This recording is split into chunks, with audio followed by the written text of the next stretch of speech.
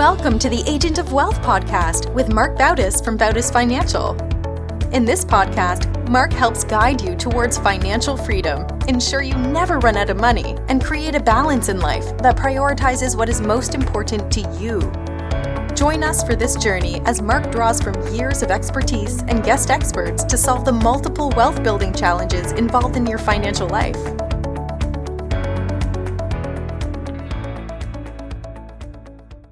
Welcome back to the Agent of Wealth. This is your host, Marc Bautis. Today I'm joined by a special guest, Kevin Hoover.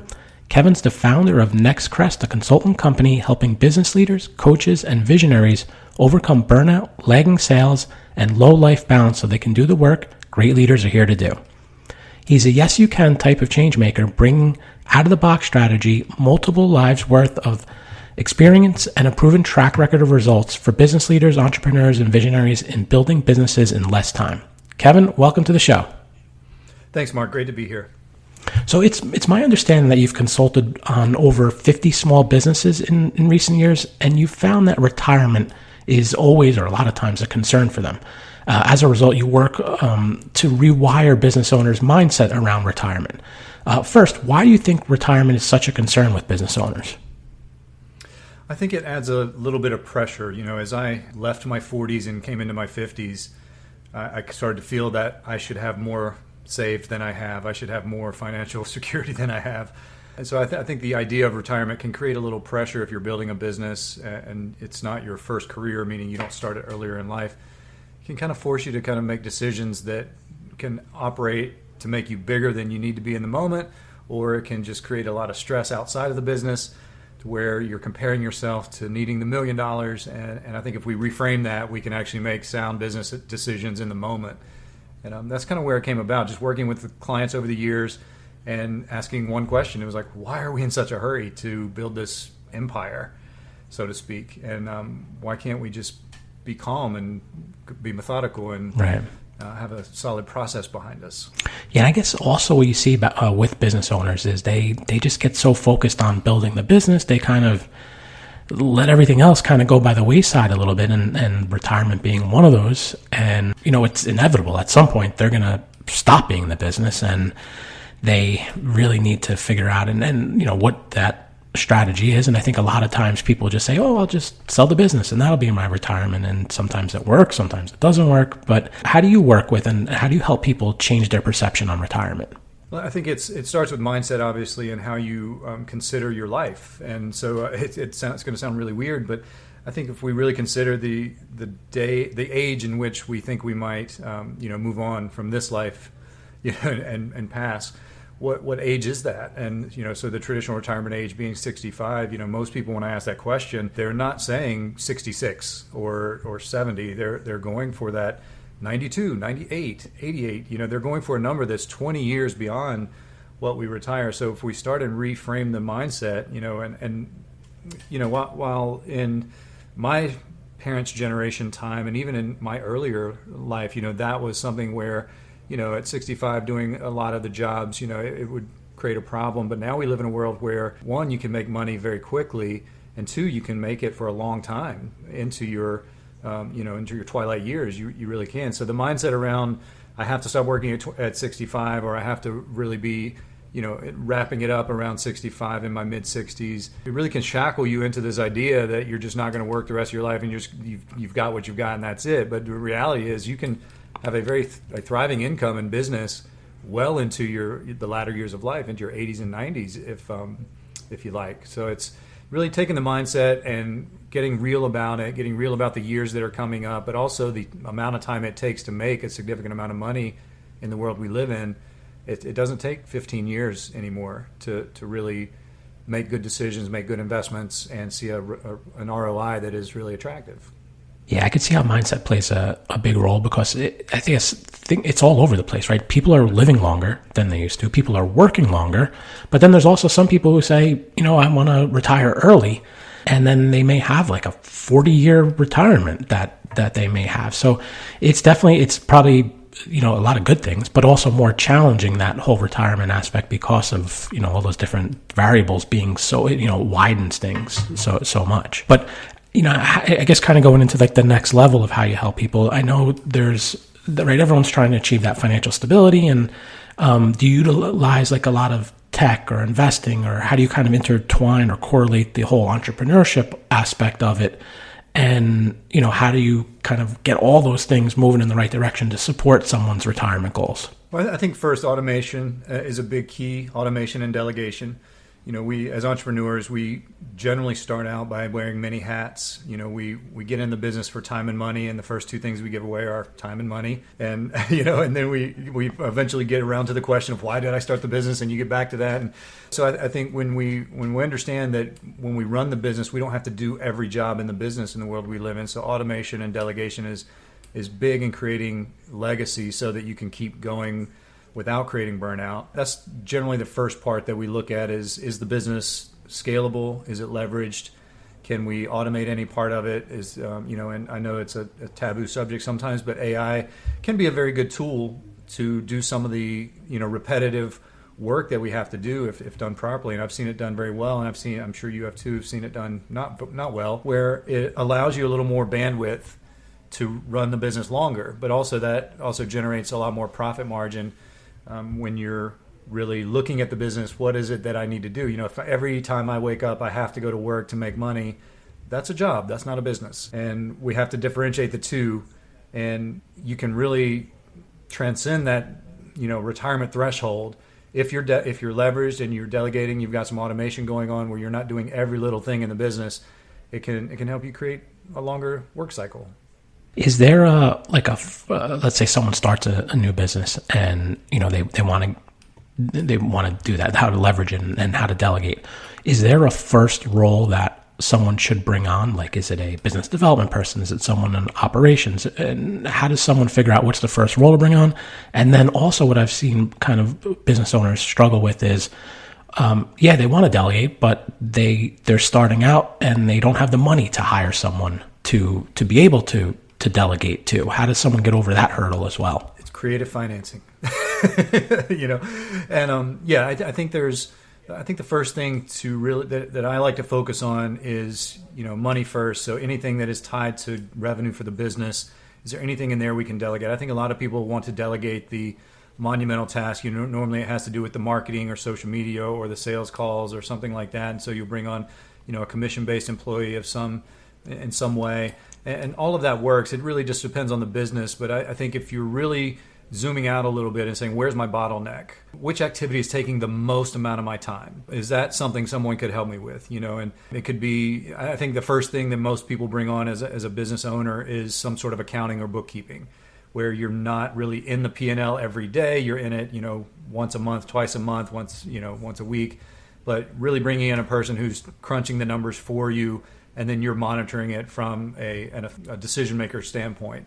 I think that's normally the first place that people go, and then it would be the sales force or the outreach or whatever your sales process might be. It would be bringing on people in that regard, so that you're not on the phone all day trying to close the deals. You're more stepping into a C-suite kind of role or a CEO kind of role in the business. So those are normally the first two places that people stop when they're hiring and trying to leverage the business a little bit, and it makes perfect sense. And I think most times that's exactly where you should start.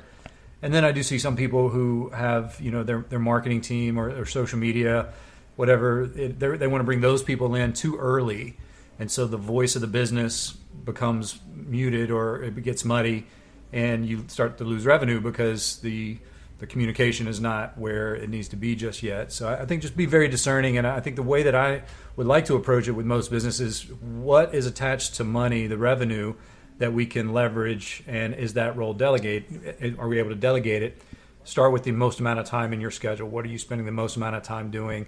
That's where normally your problem is going to lie. Is it easier, or I don't want to say better, to bring on someone into the company for some of these roles, or to look at, I guess you can call it more like outsourcing. So like whether it's a social media or even a bookkeeper, or I guess there's some roles you want to bring in, but are there some that you can outsource to, let's say, a company to do it? Oh, of course. And I think that's the big distinction between the world that, I grew up in the 70s and the world we live in now.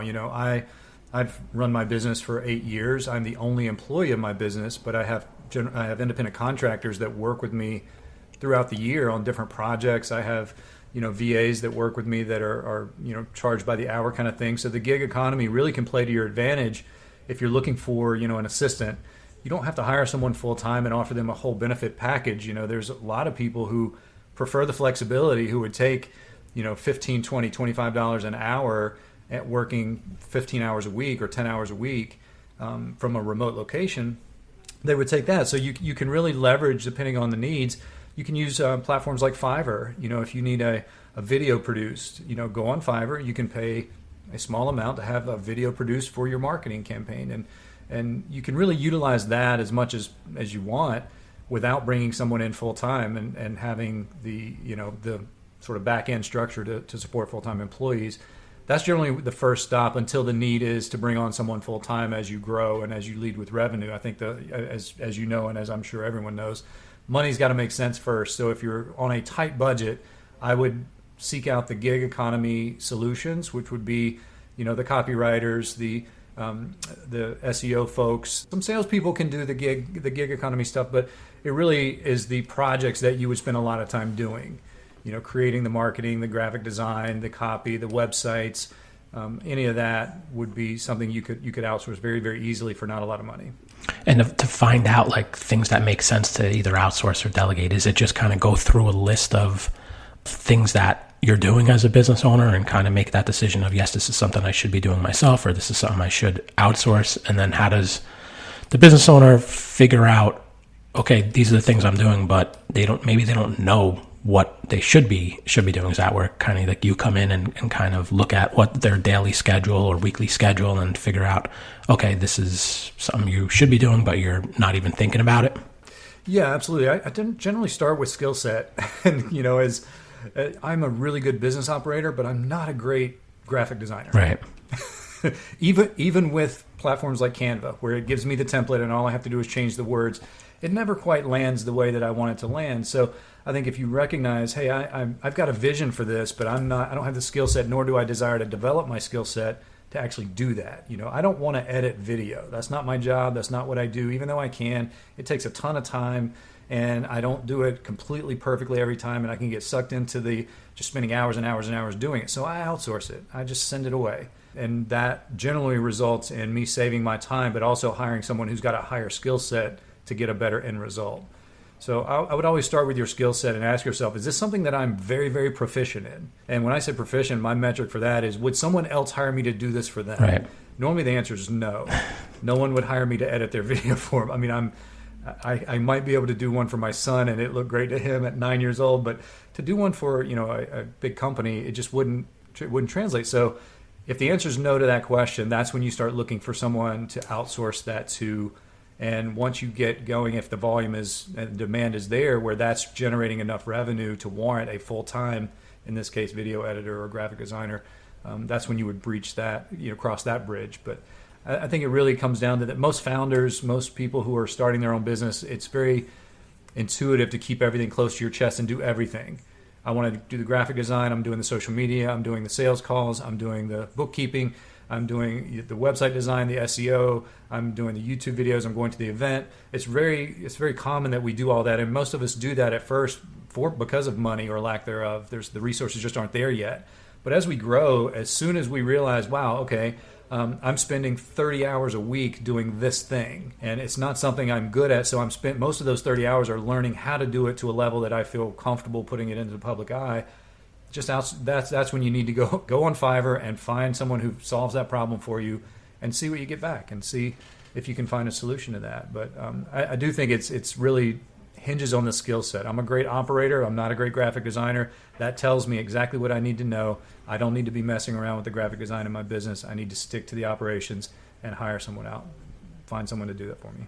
Do you ever work with a business owner and you do your consulting, and the end result is that maybe this person shouldn't be a business owner, and then maybe they're very skillful in what they do, but just they should be doing it, for another company rather than trying to build a business and for themselves?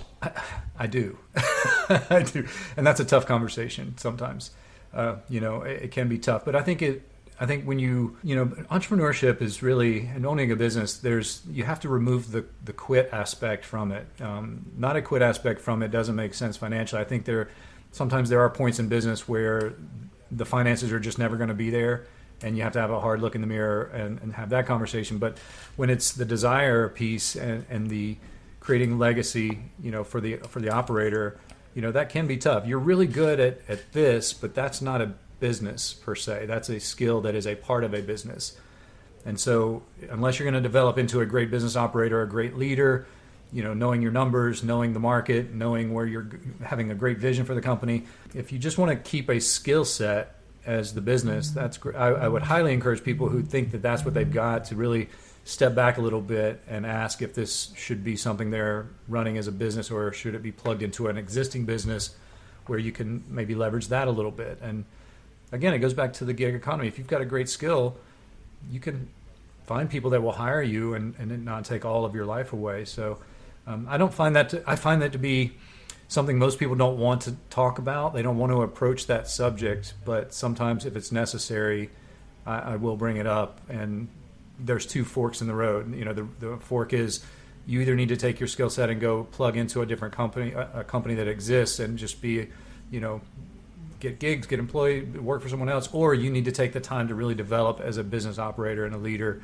And this skill set that you're really good at will be removed from your plate very quickly, so you won't be doing that anymore. You'll be facilitating that task, and that's a longer road, but still it's doable. Yeah, I imagine the business owner probably likes that, basically given those two options, because I see a lot of business owners who will just keep constantly trying to hang on, and it makes sense to either, here's what you got to do. You got to make that decision, either go in a separate way, or here's what you need to do if you want to be successful in what you're doing. Shifting back to retirement for business owners, I know you mentioned the importance of mindset. Are there any tools or exercises that you go through to help improve someone's mindset? I do. And the first thing is forget everything you've been told about retirement. I say that in jest, but it normally gets their attention. But I do think that the vision for your life is something that retirement plays into. And how are you going to, how do you want to live your 70s, your 80s, your 60s? How do you want to live in those decades? What is it that you're going to be doing? What does your life look like? What does your work life look like? And honestly, the big aha, and everyone knows people like this. My dad was like this. I've had clients that have been like this, where they create my dad had I'll just use him as an example if that's okay. But my father created a really great business, and he sold it, and which means great. House is paid for. We can breathe out a little bit. We did what we said we were going to do. 65 years old, sold the business. A year later, called his buddy and said, "You've got to give me a job. I'm bored out of my mind." Money wasn't the issue. It was really the amount of time that he had and what he just, 50 years of working, and that comes to an abrupt stop.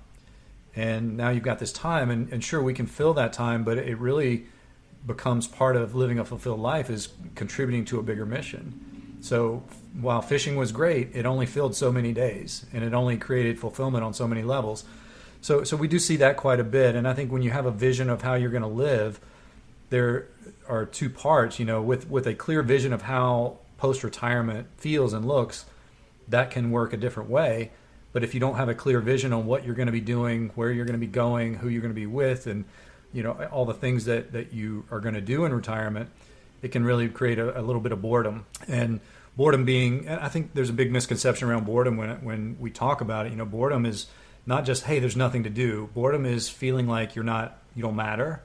Boredom is feeling like you're not contributing to a bigger cause, a bigger mission. And when you put those things into play in our, retirement years, it can create a lot of issues for us. So we have to kind of go back and say, okay, what does the decade of my 70s, what does that look like? Will I be doing yoga? Will I be going on vacations? What will I be doing? And some of that can say, you can really identify as, okay, well, I've got time then. So I don't need to worry about necessarily not working during that time. I want to be working less perhaps, but I can still play golf on Friday mornings and then run the company on Tuesday, Wednesday, Thursday. And so I think vision is the real key of what we create to change gears in the mindset and we do it by decade. And when you think about the possibilities of decades, then you start to get a grasp on how much time we're talking about here. And I think people, the breakdown of time, from 20 to 40, if you think back to when you were 20 years old, 40 was like so far away. It seemed, oh, I've got tons of time. Those old 40-year-olds, that's how you felt. Well, as soon as you turn 40 and we talk about 60, you're like, wow, it's right around the corner. It's coming up fast. And so our perception changes a little bit. So what we want to do is just kind of get back to that and realize that a decade is a long time. It is a long time, and you can do a lot. And if you think about everything you've done in the last decade and then you map it out moving forward, you can kind of get a grip on like what kind of time frame we're talking about here. So that generally helps quite a bit when we get the time piece right. Yeah, and I'm seeing even business owners, even just people in general, look into like a phased retirement approach almost, where, like you said, it's not like the cold turkey or flip a switch where one day they're working, in their business all these hours, and then the next day it's, they're working 0 hours. Because like you said, that is tough from a lot of different perspectives.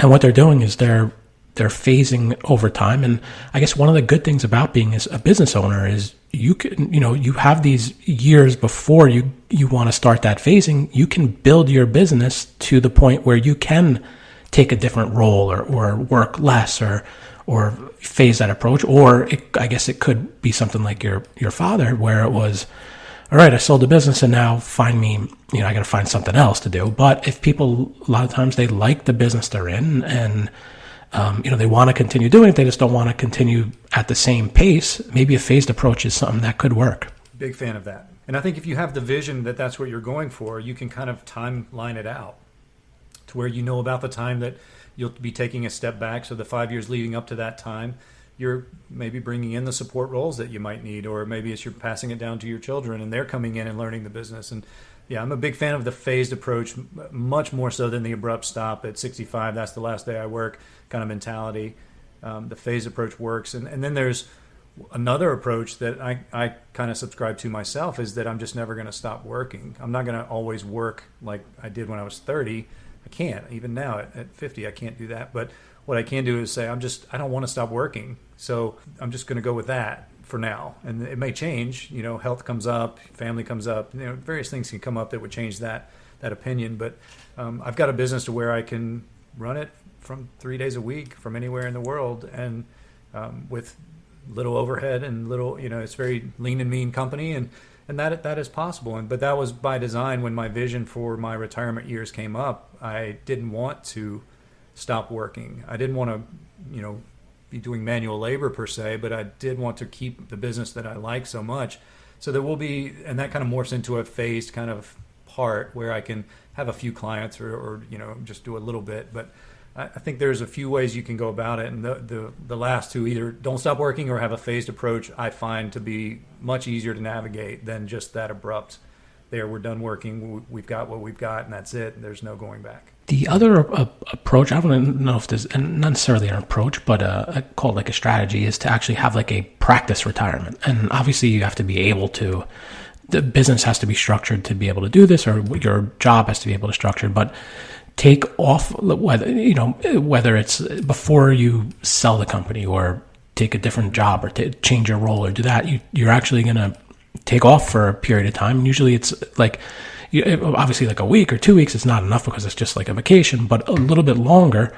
And, you might get to that point where your hobby is taking up a couple hours, but you get to the point where you're like, it's not enough. And I actually missed what I was doing, or I liked what I was doing. And, you go back to that strategy you had where it's okay, I'm not going to stop working. I'm just maybe going to change it a little bit to do it, because it's a big change. And, someone's, especially a business owner whose life was the business, and, having them, okay, you're done. And it's, it can definitely be challenging. And like you said, it's a lot of times it's not money related. It's more of the emotions and the behavior aspect of it. Yeah, it is. I actually did something similar to that about a year and a half ago. Well, more than that, 2 years ago. My family and I sold our house and bought an RV, and we traveled the country for about 18 months, and I ran my business from the RV. And so it was, I like the phrase practice retirement that you used. So it wasn't that, but I was working very small amounts of time. But I think, what makes that work is I was not focused on growing the business. I was focused on just maintaining the business. It was at a level where we lived comfortably. We didn't worry about anything, and you could just maintain. And I did that for 18 months. And I was like, okay, concept proven that you don't have to always be in growth mode.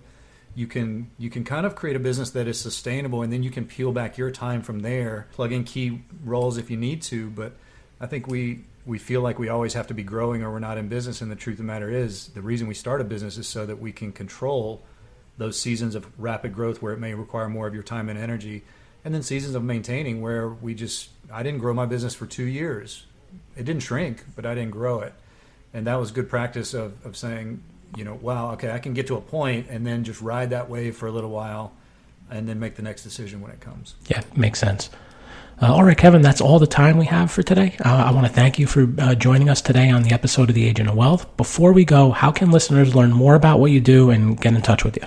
My website is the best way. It's mynextcrest.com, and you can peruse that. It'll give you more information than you probably want.